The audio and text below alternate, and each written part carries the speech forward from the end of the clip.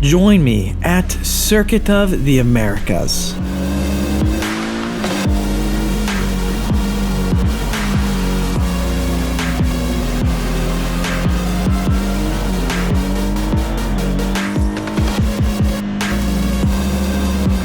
We test the fastest, most powerful, and most expensive Maserati ever built, the hypercar, the MC Extrema. Check it out, guys. Today we're going to be experiencing the MC Extrema, a $1.5 million absolute race car that has been commissioned to just 62, so it's extremely rare, and we're going to get the opportunity to get inside this amazing race car out here on Circuit of the Americas. Now, we've driven on this track a lot of times now. I've brought cars of my own out here, like the McLaren 600 LT or the Z06 I had. And I've always loved this track. The back straightaway is so long, and that in particular is what I'm looking forward to experiencing as well in this extremely high horsepower Maserati, the most powerful Maserati ever made, actually, with over 700 horsepower, so about 740 horsepower. This does cost $1.5 million. Again, you're getting over a ton of downforce. Really, what are these race cars amounting to? Obviously, you can't race this in a homologated series, so you got to look at it with a different mindset here. It's not meant for those of you who have a race team or are going to go run it against other people with sponsors. This is more so for people who I would say are avid Maserati collectors, people who are big fans of the brand and possibly are really into racing. I'm sure people who bought this car will never drive on the track. That's okay too. But when you look at a vehicle like this, it'll be a shame to never push it. So we're going to see what this kind of race car is like when a driver actually does push it a little bit out of here. Obviously, we're not chasing lap times, but it is going to be an experience. I can't wait to find out. We did get in the Ford GT Mark IV, which is a similar multi-million-dollar all-out race car, the best Ford has ever made.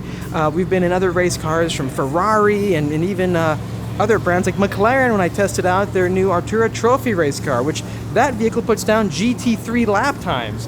And I had a blast driving that vehicle at Thermal Raceway. This is a lot more money. You can see the body is sculpted so aggressively, yet it still has that Maserati ethos, right? It looks elegant, beautiful, not too aggressive, but very aggressive.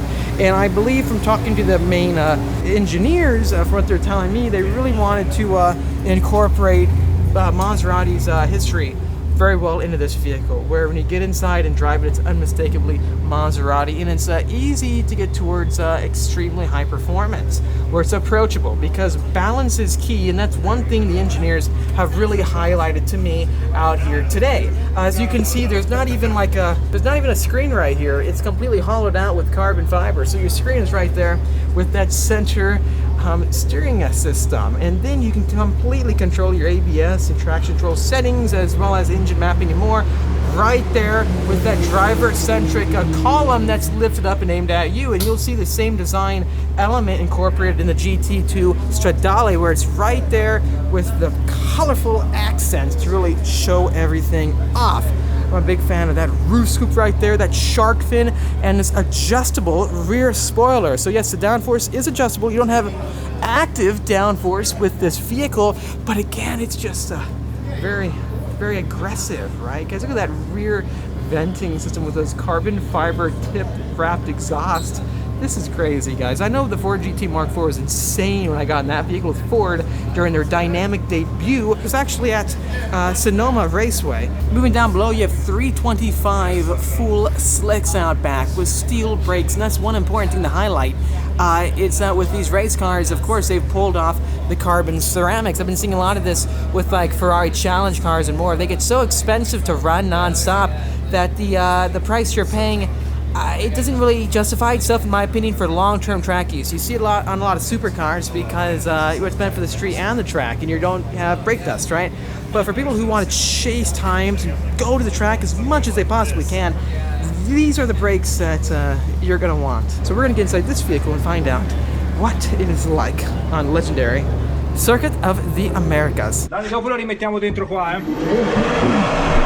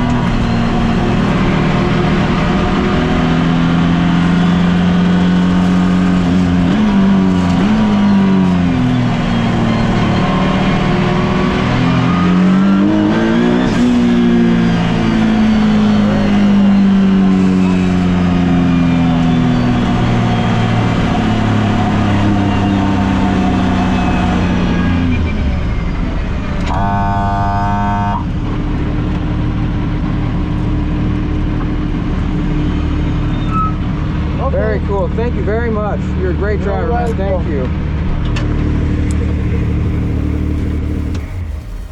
Wow, this thing is crazy, guys. Let us know what you think in the comment section down below. This is actually a completely sold out hypercar. You can't exactly get one anymore. I'm very excited to see if any of these owners will be putting it on the racetrack. If you had the money, would you buy the MCX Trema? Let us know in the comment section down below. Again, this is the fastest, most powerful, and most expensive Maserati ever. Is it worth it? Please let us know your thoughts. If you enjoyed this video, hit the like button. It really does help us out. And subscribe for much more great content coming out your way. We'll see you in the next video.